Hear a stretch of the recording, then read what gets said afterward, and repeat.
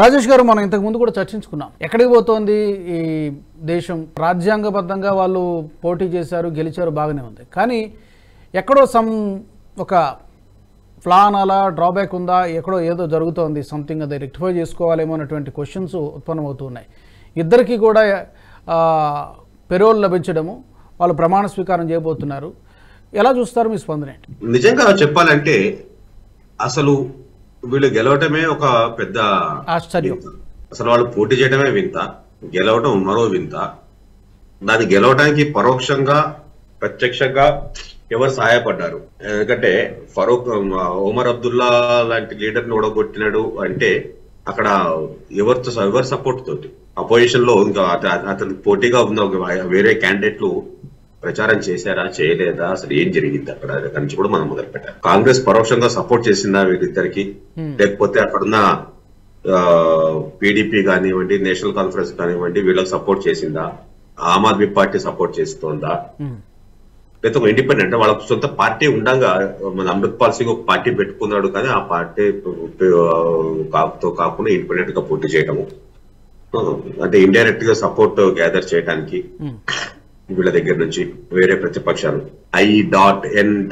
ఈ సపరేటిస్టులు ఎన్ని డాట్లలో ఎంతమంది దాక్కున్నారో ఇటువంటి వాళ్ళు మనం తెలుసుకోవాల్సిన అవసరం ఉన్నది.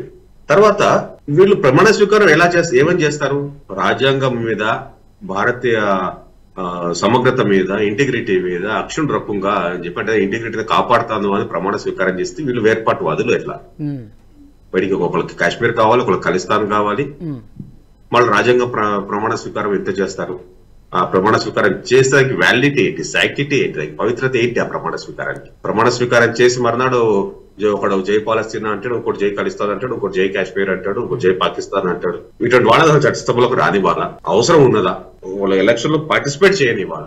ఎప్పుడైతే నేను రాజ్యాంగాన్ని నమ్మను, ఈ దేశాన్ని నమ్మను, నా దోషం నాది, నేను సపరేట్ ఆజాదీ కావాలి, ఇంకోటి కావాలి అడిగిన వాళ్ళకి ఈ రాజ్యాంగబద్ధమైన ఎన్నికల్లో పార్టిసిపేట్ చేసేందుకు అవకాశం ఎందుకు ఇచ్చారు? ఫస్ట్ థింగ్, మన లాలో ఎంత ఫ్రీడమ్ ఉన్నా నేను నమ్మనండి మీ లాని, మీ రాజ్యాంగాన్ని నమ్మను అన్న తర్వాత అతనికి ఎలా పార్టిసిపేట్ చేస్తాడు? రేపు ఏమని ఓటు తీసుకుంటాడు? ప్రమాణ స్వీకారం ఏమని చేస్తాడు? రాజ్యాంగ పైన ప్రమాణం చేయాల్సిందే, రాజ్యాంగబద్ధంగా నడుచుకుంటానని ప్రమాణం చేయాల్సిందే. అలా చేయగలుగుతారా? చేసిన నిలుపుకోగలుగుతారా? నేను వేర్పాటువాదం వదిలేస్తున్నాను, నేను భారతదేశంలో అంతర్భాగమే అని చెప్పగలుగుతాడా? అదే పెద్ద క్వశ్చన్ మార్క్. అసలు అది చెప్పలేనప్పుడు ఆ ఓటుకి ప్రమాణ స్వీకారానికి పవిత్రత ఏంటి? ఎందుకు చేయనియాలి? ఎందుకు రానివ్వాలి? సరే, ఇవాళ వచ్చాడు, చేశాడు, ప్రమాణ స్వీకారం చేశాడు, మళ్ళా జైల్లోకి కూర్చుంటాడు. రేపు పొద్దున అట్లా ఎందుకు? రేపు పార్లమెంట్ సమావేశాలు జరుగుతుంది కాబట్టి నేను సమావేశాలకు వెళ్ళాలి, నాకు పెరోల్ ఇవ్వండి, ఎలక్షన్ లో పోటీ చేసే ప్రచారం చేసుకోవాలి, పెరోల్ ఇవ్వండి అని మన ఇంకొక ఆమ్ ఆద్మీ పార్టీ అడిగినట్టు ప్రచారం చేసుకోవడం ఫండమెంటల్ రైట్, ఈ పార్లమెంట్ సమావేశాలకు వెళ్ళడానికి ఫండమెంటల్ రైట్, మనుషులను చంపడానికి కూడా ఫండమెంటల్ రైట్, వాళ్ళు చంపే వాళ్ళని సపోర్ట్ చేయడం కూడా వాళ్ళ ఫండమెంటల్ రైటేనా? ఇక మనలాంటి వాళ్ళకి ఏం రైట్స్ లేవా? వేర్పాటువాదులను కూర్చోబెట్టి వాళ్ళు దేనికి ఓటేస్తారు, దేనికి ప్రమాణ స్వీకారం చేస్తారు, దేనిని పాటిస్తారు? అమృత్పాల్ సింగ్ కానివ్వండి, ఇంజనీర్ రషీద్ కానివ్వండి, ఎవరైతే వేర్పాటువాదాన్ని సమర్థిస్తున్నారో వాళ్ళని సమర్థిస్తున్న వాళ్ళని కూడా వేటు వేయాల్సిందే. సమూలమైన మార్పులు తీసుకోవాల్సిన అవసరం చాలా చాలా ఉన్నది.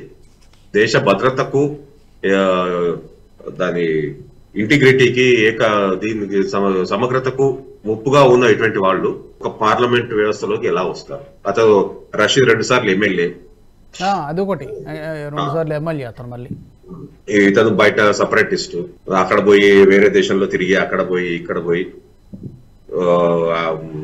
ఖలిస్తాన్కి ఇదిగా భారతదేశానికి ప్రభుత్వానికి వ్యతిరేకంగా పోరాడటానికి తయారైన వాళ్ళు, రాజ్యాంగాన్ని నమ్మని వాళ్ళు ఎలా వస్తారు? ఫండమెంటల్ గా ఆ క్వశ్చన్ చేయాలి. రేపు పొద్దున ప్రమాణ స్వీకారం దేని మీద చేస్తారు? అక్కడ ఇంకో మాట ఏం మాట్లాడితే అది నేషనల్ వైడ్ గా లైవ్ టెలికాస్ట్ అయ్యేది. అక్కడ మాట్లాడితే ఆ ప్రభావం ఎలా ఉంటుంది అనేది మనం అందుకనే అసలు ఫస్ట్ ఆఫ్ ఆల్ చట్టంలో సమూలమైన మార్పులు చేయాల్సిన అవసరం ఉన్నది. సరే, వేరే వాళ్ళు ఏదో నేరస్తులు వేరే నేరాలు చేశారు, వాళ్ళకు ఉండటం వేరు, వాళ్ళకు అవకాశం ఇవ్వటం వేరు.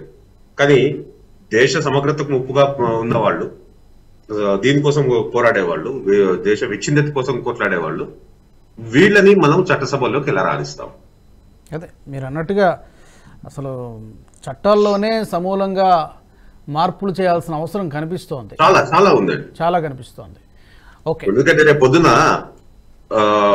కేసు ప్రూవ్ అయితే 2 ఏళ్ల కన్నా ఎక్కువ జైలు శిక్ష పడే కేసుల్లోనే ఉన్నారు వీళ్ళిద్దరు కూడా. అవును, కాబట్టి డెఫినెట్ గా దాన్ని వదులుకోవాల్సిందే. సభ్యత్వం రద్దయిపోతుంది ఆటోమేటిక్ గా యాజ్ పర్ ద ఎగ్జిస్టింగ్ లా. కాబట్టి ఇప్పుడు డిలే ఎందుకు చేయాలి? మళ్ళీ ఇంకో 5 ఏళ్ళు ఇట్టే నడుపుతారా? అయితే ప్రతిసారి పార్లమెంట్ సమావేశించినప్పుడు నాకు పేరోల్ కావాలి, నాకు ఇది కావాలి, నేను అక్కడ పోయి నాకు పార్లమెంట్ కాన్స్టిట్యూన్సీలో తిరగాలి, కాబట్టి నాకు కేసు మాఫీ చేయండి, నాకు జైలు శిక్ష చేయకండి అని పిటిషన్లు పెడతారా? ఆలోచించిన కొద్దీ చాలా బాధగా ఉంది అసలు.